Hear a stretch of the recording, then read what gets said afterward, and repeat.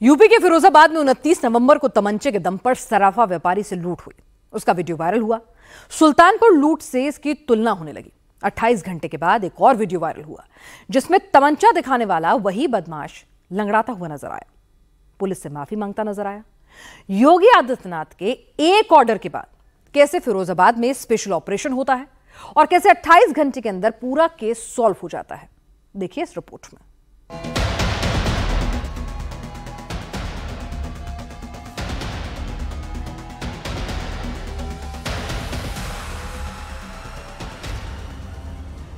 उनतीस नवंबर को मोहन यादव सराफा व्यापारी को तमंचा दिखा रहा था। 30 नवंबर को मोहन यादव अपने दोनों पैरों पर खड़ा भी नहीं हो पा रहा है।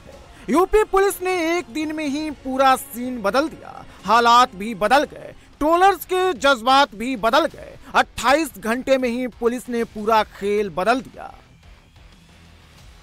अब मोहन यादव कभी तमंचा नहीं उठाएगा। अब मोहन यादव किसी व्यापारी को कभी नहीं धमकाएगा। मोहन के दिमाग में जब भी लूट का ख्याल आएगा तो उसकी नजर पहले अपने दाहिने पैर पर जाएगी। जब मोहन यादव ज्वेलरी शॉप में तमंचा लेकर घुसा था, मोहन यादव ने सीधे सीधे पुलिस के इकबाल को चैलेंज किया था। जब मोहन यादव तमंचा लेकर दुकान में घुसा था, तब लूटपाट के इन तस्वीरों को यूपी में खूब ट्रेंड करवाया गया। जो लोग पुलिस पर सवाल उठा रहे थे, उन्हें अब फिर से फिरोजाबाद की तस्वीरों को ट्रेंड करवाना पड़ेगा। लेकिन इस बार मोहन यादव के हाथ में तमंचा नजर नहीं आएगा। इस बार मोहन यादव बाइक पर फर्राटा भरते हुए नजर नहीं आएगा। इस बार मोहन यादव पुलिस के कंधे पर नजर आएगा, अस्पताल में इलाज और पुलिस के शिकंजे में नजर आएगा। जिस कपड़े में मोहन ने वारदात को अंजाम दिया, उसे उसी कपड़े में गिरफ्तार किया गया।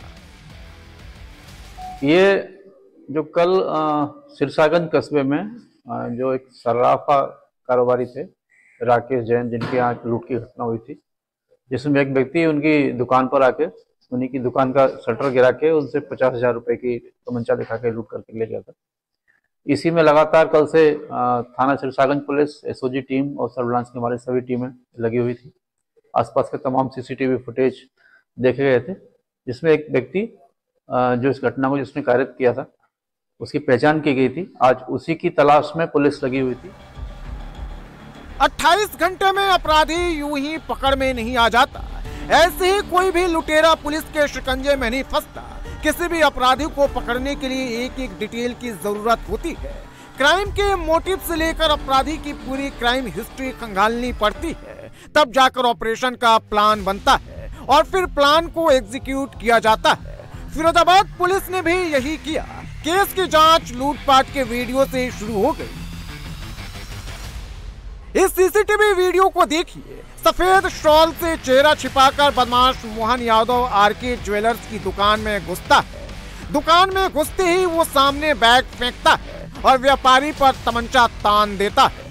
दूसरे हाथ से दुकान का शटर गिरा देता है। आरके ज्वेलर्स के मालिक को तमंचा दिखाकर धमकाने लगता है।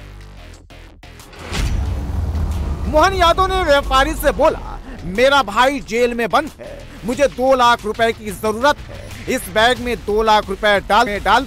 लुटेरे के आगे हाथ जोड़ लिया। लुटेरा मोहन यादव बाहर आता है। दुकान के बाहर वाले सीसीटीवी कैमरे में वो बाइक पर फर्राटा भरते हुए नजर आता है। फिरोजाबाद पुलिस को जब इसकी कंप्लेन मिली तो फिरोजाबाद पुलिस ने मामले की जांच शुरू की। यूपी में पब्लिक सेफ्टी पुलिस की टॉप प्रायोरिटी में है।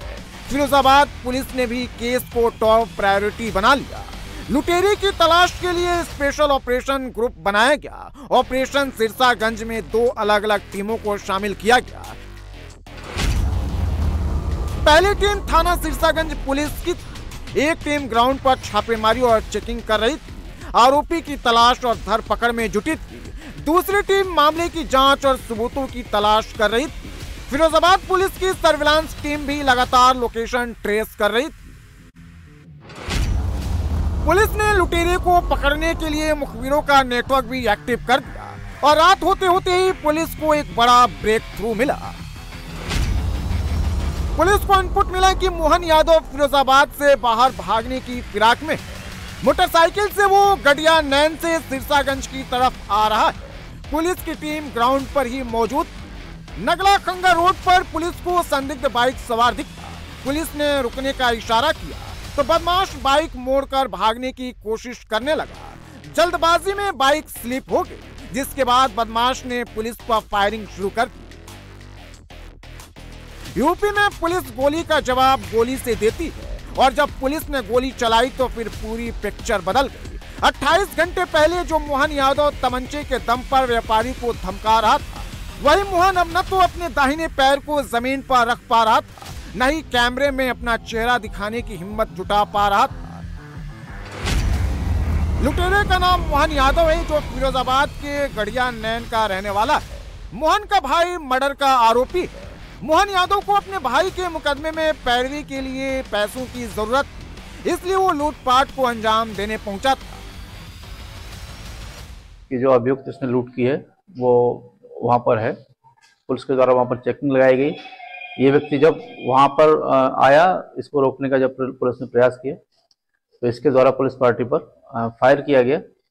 जवाबी फायरिंग में ये इंजर्ड हुआ, इसके पैर में गोली लगी है। इसको यहाँ CHC में लाया गया है। अभी शुरुआती पूछताछ में इसने जो कल की घटना हुई थी सिरसागंज में, उसे इसने स्वीकार किया है। इसके द्वारा बताया गया है कि इसने उस घटना को किया है और 50,000 रुपए की इसने कल वहां से लूट की थी। उस घटना में जो तमंचा प्रयुक्त हुआ था वो भी इसके कब्जे से बरामद हुआ है। पुलिस ने आरोपी मोहन यादव के कब्जे से एक अवैध तमंचा, 315 बोर, 2 खाली खोखा कारतूस, 1 जिंदा कारतूस बरामद किया है। लूट में इस्तेमाल की गई प्लेटिना बाइक और लूट के 50,000 रुपए में से 48,600 रुपए बरामद कर लिए गए। यूपी में अगर कोई क्राइम करेगा, अगर कोई पुलिस के इकबाल को चैलेंज करेगा तो फिर उसका बचना मुमकिन नहीं है। यूपी में अगर शिकायत मिलेगी तो फिर कार्रवाई होगी। तो मैंने उससे कहा भैया 2 लाख तो नहीं है, 50,000 रुपये है। तो पता नहीं कैसे मान लिया, मैंने उसको 50,000 रुपये दे दिए। उसके बैग में डाल के वो शटर खोल के भाग गया और 24 घंटे के अंदर पुलिस टीम ने उसे पकड़ा। कितना रिकवर करके दिया आपको? इसमें 1,200 रुपये उसने खर्चा कर लिया, बता रहे थे, बाकी तो सब मिल गया। कुछ और भी लूट किया था इसके अलावा? पैसे के अलावा कुछ ज्वेलरी वगैरह लूट की थी क्या? ना।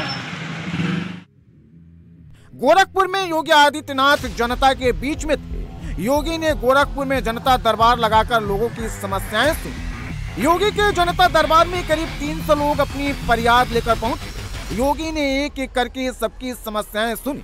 योगी ने अधिकारियों को सख्त कार्रवाई के निर्देश भी दिए।